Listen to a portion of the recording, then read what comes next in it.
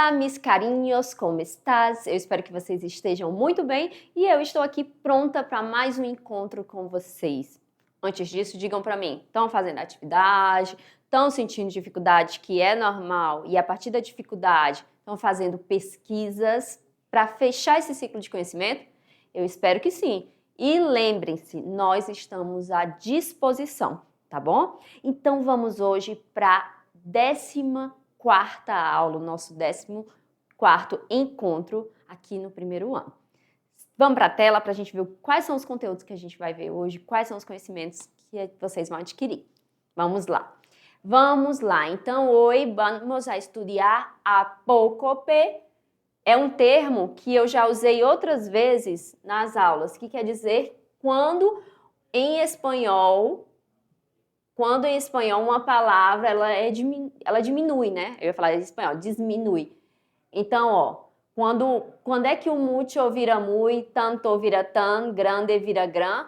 E vamos na volta dos que não foram para a culinária de Cuba e Guiné Equatorial. Ufa!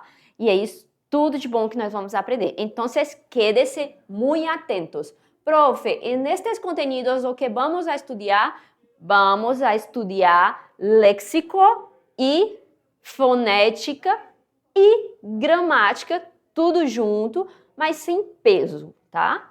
Então, vamos iniciar com muy y mucho. Muy y mucho ou muy y mucho. Quando utilizá-los? Primeiro, quando eu falo em mucho, o que essa palavra significa em português? Escutei daqui. O que significa mucho? Significa muito. Muito bem. Então, igual ao português, nós vamos utilizar a palavra mucho para falar de quantidade, não é? De intensidade, tal qual português. Então, as palavras muy e mucho costumam causar algumas dúvidas em relação ao uso. Sentido está claro para vocês, né? Tanto muy quanto mucho têm o mesmo significado. Qual é o significado? Essas palavras significam em português muito. Em português não vai ter o fenômeno da apócope na palavra muito. Já em espanhol tem. Como assim, professora? São duas palavras com grafias diferentes, mas exatamente o mesmo uso e a mesma intenção no discurso. Mas, dependendo de como ela está no discurso, a gente vai usar uma palavra que é o mucho ou a gente vai usar outra palavra que é o muy, beleza? Mas significam o quê? Muito bem. Mucho. Vamos para a tela. É simples, mas vamos ficar atentos. Exemplos. Te quiero mucho. Gosto muito de você. Beleza. La escuela es muy lejos de aqui. A escola é muito longe daqui. Estão vendo, né? Ambas vão significar o quê? Muito. Apesar de terem o mesmo significado, o mesmo uso, no entanto, o uso às vezes é diferente. Quando ele fala uso, ele está dizendo a grafia, né? Quando é que eu vou usar, então, professora? O muy, que significa muito. O muy é um advérbio de intensidade utilizado antes de adjetivos, advérbios ou locuções adverbiais. Pronto, descobriram. Eu não vou usar mucho, eu vou usar o muy quando ele estiver antes de adjetivo, advérbios e locuções. Como assim, professor?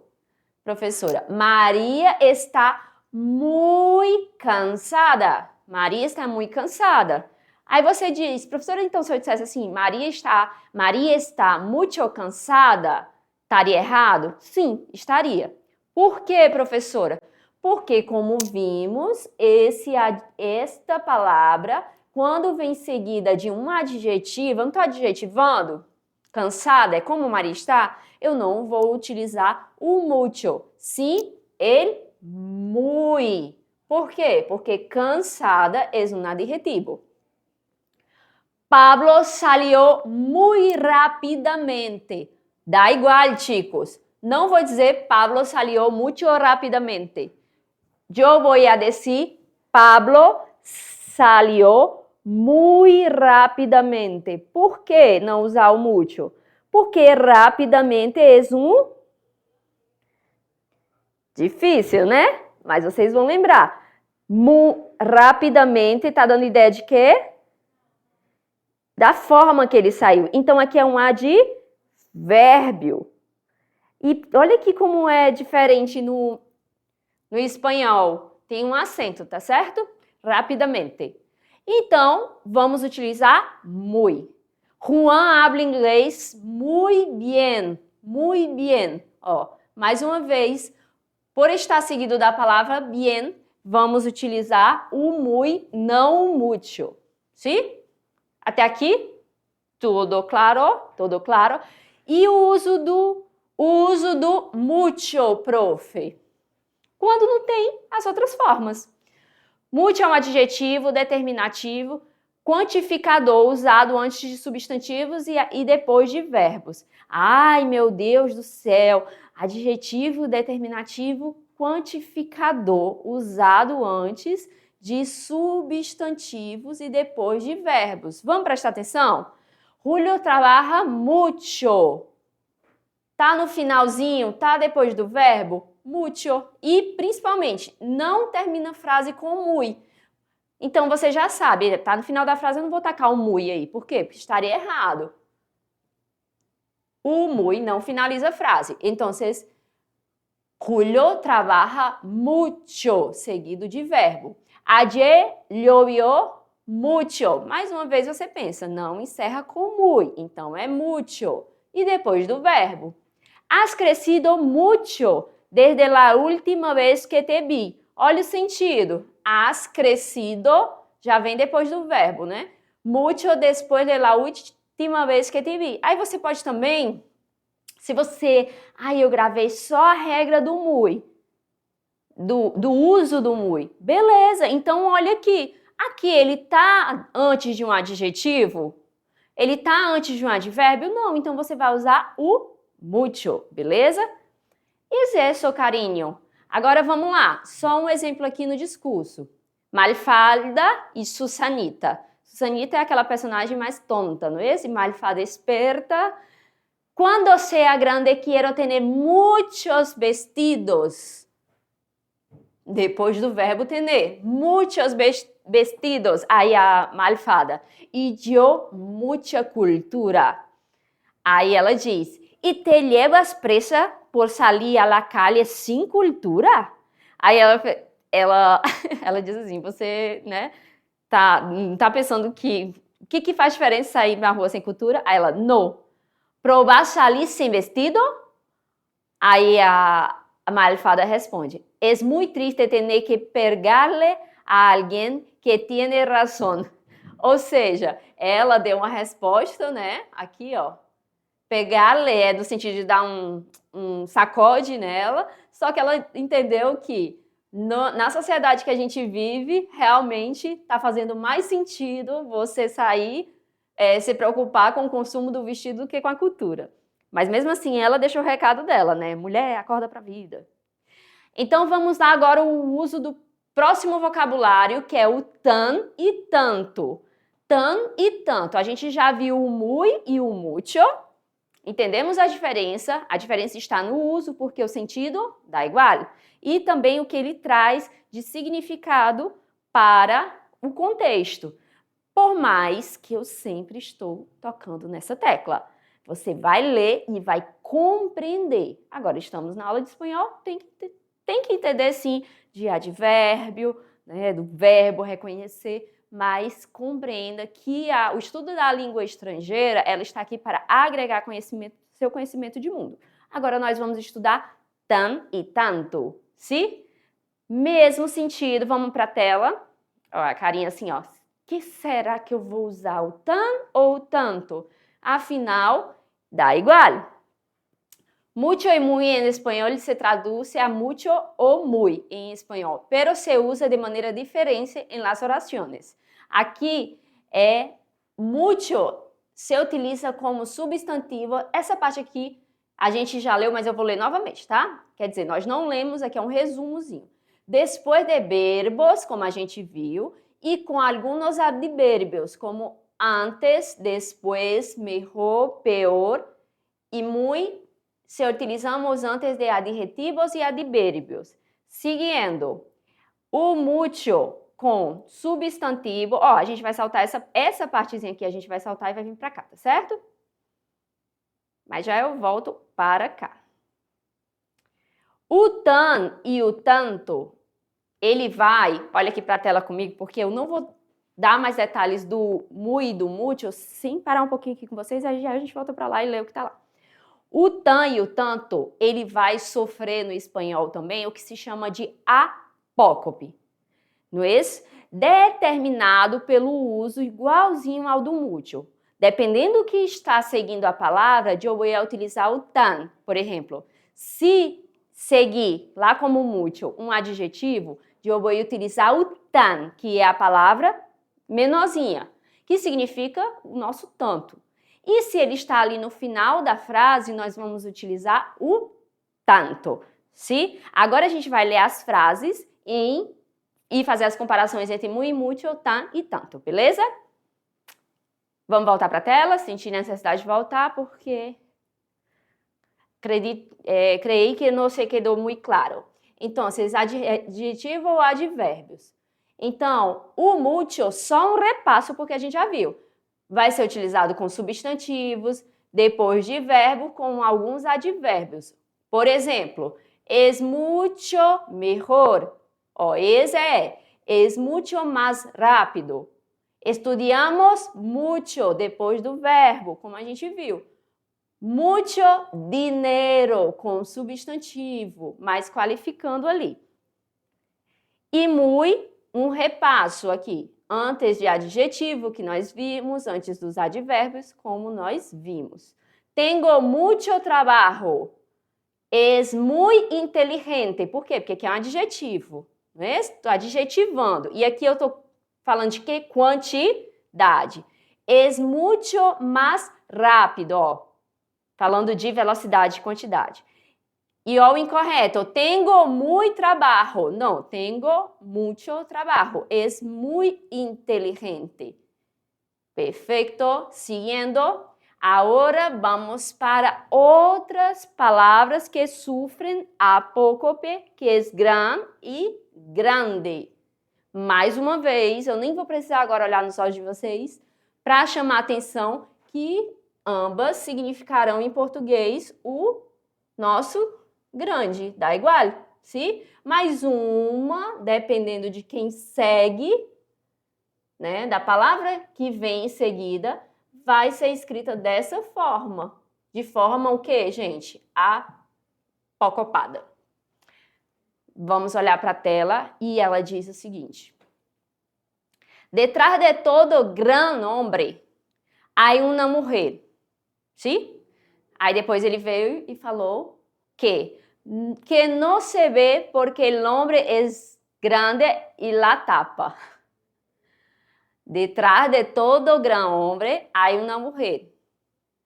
De trás dele vem uma mulher que não se vê porque o hombre é grande e la tapa. Só por isso, não é?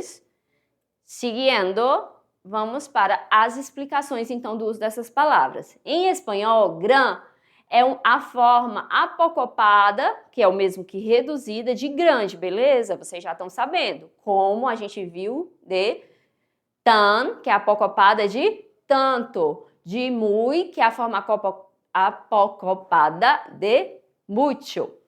Ela é utilizada, gran, antes de substantivos singulares, para dar ênfase ou destaque à qualidade e importância, enquanto grande é a forma completa e é usada em outros contextos. Ou seja, você vai analisar. Se for utilizada antes, se eu tiver que escrever gran ou grande, antes de substantivos singulares, para dar ênfase, se eu vou analisar que tenho que escrever e antes tem um substantivo singular, eu já sei que vou utilizar a palavra gran, beleza? E o que não tiver essa exigência, a gente utilizará o grande. Qual é a importância para um leitor que está ali adquirindo essa segunda língua? Compreender dentro do texto que tanto eu posso ler o grã como o grande, que aqui não vai quer dizer, por exemplo, grão, que todos dois significam grandes e por isso é cheio de significado dentro do discurso, dentro do texto que vocês estão lendo, tá bom? Então vamos lá. Quando é que eu uso grã, professora? É usado em substantivo singular. Beleza, já sabe. Geralmente refere-se à importância ou à qualidade e não necessariamente ao tamanho. Quando eu falo assim, ela é uma grande mulher, né? Não está falando do tamanho. Dentro do contexto poderia também, por exemplo, se alguém me perguntar, a altura dela, ela é grande ou pequena? Aí eu posso dizer, ela é uma grande mulher. Tá vendo que o contexto indica, mas também tem o contexto de uma pessoa estar elogiando a mulher, as atitudes, e falar, é uma grande mulher. Aí não se refere à estatura, não é mesmo? Então vamos lá, não é usada no plural. Nada de botar grãs, não. No plural, grandes, né? Acrescenta o des. Exemplo, ele é um gran hombre. Ele é um grande homem, no sentido de qualidades, não é mesmo? Seguindo, grande é a forma completa. Se não tem aquela exigência, você vai usar a palavra grande mesmo. É usada depois de verbos ou quando se refere a tamanho, quantidade ou intensidade. Beleza? La casa es grande. Es el tamaño. Um gran grupo, grupo de personas. Aqui o exemplo, um grande grupo de pessoas. E aqui, la casa es grande. Gente, aqui também o gran, ele não vai finalizar. Lembra que eu falei que o muy não ia finalizar as frases?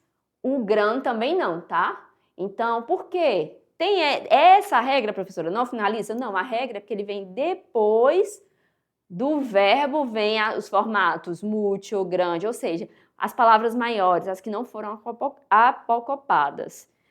E por quê? Porque ele vem seguido ali dentro do predicado, tá bom? Mas aí a gente pode pegar essas dicas informais. Beleza? E aqui estamos para voar, para conhecer lugares sem sair do lugar, não é mesmo? Vocês aí, eu imagino onde é que vocês estão. Uns estão deitados numa redinha, outros numa cama, outros sentados. Uns mais metódicos estão sentados numa mesinha, não é? Assistindo a aula. E eu estou aqui com o bus. E falando de gastronomia dos pratos cubanos, a gente inicia aqui, ó. La gastronomia cubana y la de Guinea Ecuatorial, aunque distantes geográficamente, comparte elementos comunes debido a influencias africanas y la presencia de ingredientes similares, ¿sí? En Cuba, la cocina se caracteriza por el uso de arroz, frijoles, yuca, plátanos y diversas carnes, mientras quer dizer enquanto, mientras quer dizer enquanto, que en Guinea Ecuatorial se destacan platos a base de yuca, plátanos maduros, carnes exóticas y a menudo un fuerte sabor picante. A menudo é assim, com frequência. Seguindo carinhos, então vamos conhecer uns pratos cubanos. Já estamos aqui no momento de encerramento do nosso encontro, aí vocês já sabem, né? Água na boca e vamos ver. E mais uma vez, reafirmando aqui que a cultura dos nossos irmãos e também quem comparte esta língua latina com os outros, a gente pode encontrar várias similaridades. Arroz com gris. Arroz com gris. Um prato fundamental, hecho com arroz, frijoles negros e outros ingredientes. Gente, o que parece? O que a gente também chamou de casamento em outro país, que a gente viu que se chama casamento, e teve outro nome também para o nosso, que é o arroz com feijão misturado, gente? Para o nosso baião de dois. Ajiaco, uma sopa de carne e verduras com ingredientes variados. Ají a gente viu que é milho também. Picadilho à la Habanera. O que é isso? Carne picada com cebola, azeitonas e outros condimentos. Prestem atenção que a gente, nessas aulas, quando a gente está falando de cultura, de culinária, também estamos tendo a oportunidade de conhecer vocabulário de culinária, né? Roupa vieja. Roupa vieja. O que quer dizer isso de roupa vieja, roupa velha? Carne desmenuçada, que a gente já viu que é aquela carnezinha desfiada, em salsa, tomate e cebola. E sanduíche cubano, que é um sanduíche com pão cubano com jamón, que é jamón, entre aspas, não sei até se cai muito bem, mas é um comparativo com presunto. Mas é bem diferente até o aspecto, né? Parece assim uma carne seca, bem fina. Queso suíço, pepilhos e mostaça. E cafiroleta, um dulce, aqui um exemplo de dulce, com leite e açúcar. Acá estão, ó, sanduíche cubano, tá vendo ali, ó, jamones, não parece um pouquinho presunto? O nosso presunto assim industrializado é similar. Arroz com grie ali, ó, é o nosso o quê? Baião de dois. Mas pode ser muito parecido. Quando você vai provar, por ser de outro país, outra forma de preparo, já com certeza tem outro sabor. Cafiroleta, olha o doce. E roupa vieja. Tudo muito bonito, não é? Agora vamos ver aqui os pratos equatoguineanos. Eita! Vamos lá, depois de mim vocês. Pratos equatoguineanos. Muito bem. Pepechô, uma sopa africana, generalmente com pimenta, carne e noz moscada.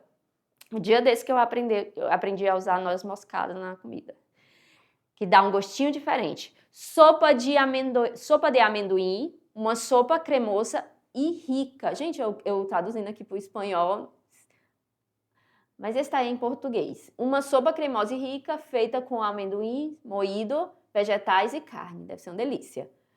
Arroz jollof. Arroz cozido em molho de tomate com cebola, pimentão e especiarias. Frequentemente frango, peixe ou vegetais. Sucos-tax. Isso dos equatoguineanos. Um ensopado com milho, feijão e outros vegetais. O milho aqui também marcando, né?